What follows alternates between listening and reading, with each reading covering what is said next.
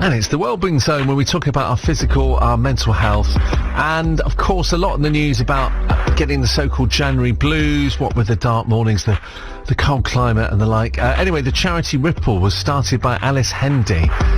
She's now the CEO of the charity. Who'll tell us her story in a moment after losing her brother, who took his own life.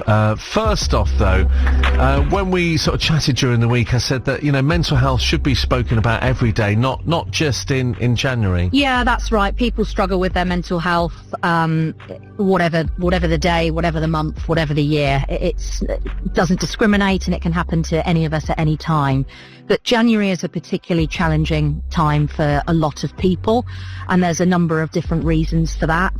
Not only in the UK do we have pretty rubbish weather. It's dark a lot of the time. It's cold. That doesn't help people's moods. But also after the Christmas period, lots of people find things difficult with their finances. Perhaps it's been quite an expensive couple of months preparing for the festivities.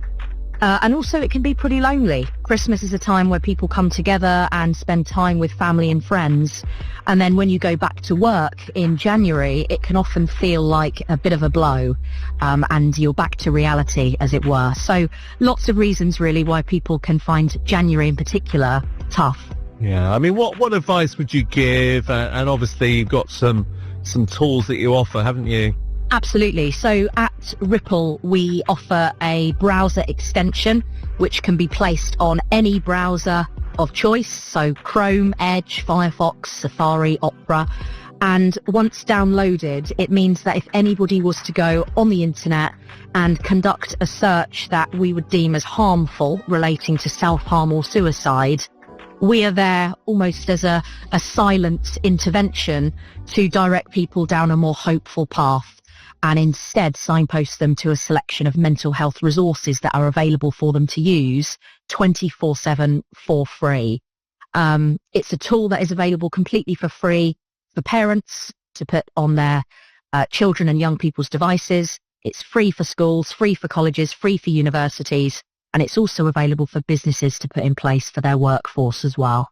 Now, I know the charities is very, very close to your heart. Are you happy to talk a little bit about why you set it up?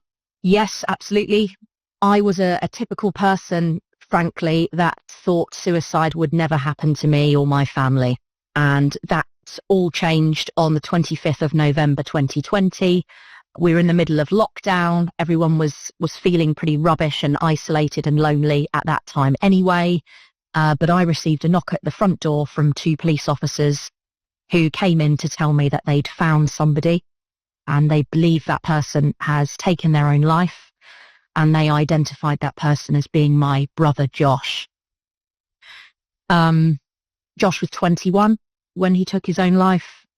He was my only sibling and my best friend, and the charity that we've set up in his memory is for him, but ultimately to stop anyone else going down this route and to let them know that this is not the option to choose. There is amazing support services out there for anybody who's finding things difficult. Well, we really appreciate you sharing that. It's not an easy thing to talk about. And I suppose for your charity, if you've stopped one person listening to this, taking things further, that is a success, isn't it? Absolutely. When we first started this charity, we said exactly that. If we can help one person, that for us would be a result. As it happens, we've now had over 2 million downloads of our technology. We've intercepted over 70,000 harmful online searches. And even though we don't track or monitor any personal information, we have actually now been approached by 32 individuals to tell us that they are still here because Ripple intervened at their most vulnerable point.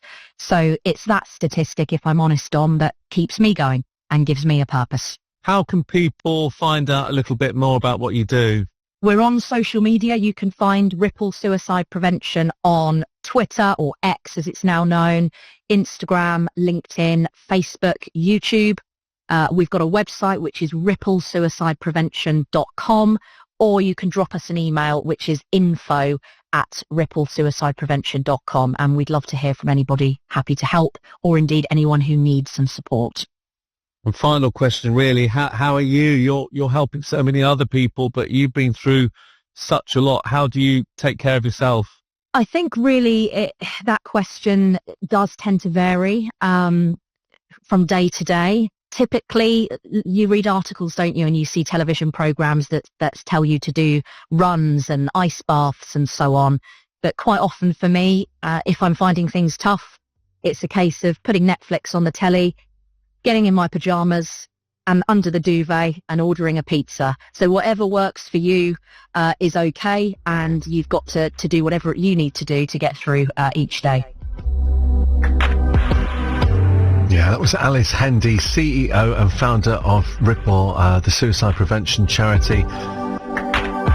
And if you have been affected at all by what you've just been hearing as well, and you want more advice, you can get in contact with the Samaritans as well. If you get in contact with them, the phone number is 116123. Whatever you're going through, you can call the team anytime from any phone on 116123 to get hold of the Samaritans. If you want to be on the Wellbeing Zone next week, you can email dominic.cotter@bbc.co.uk, and we'd love to maybe feature your story or your charity.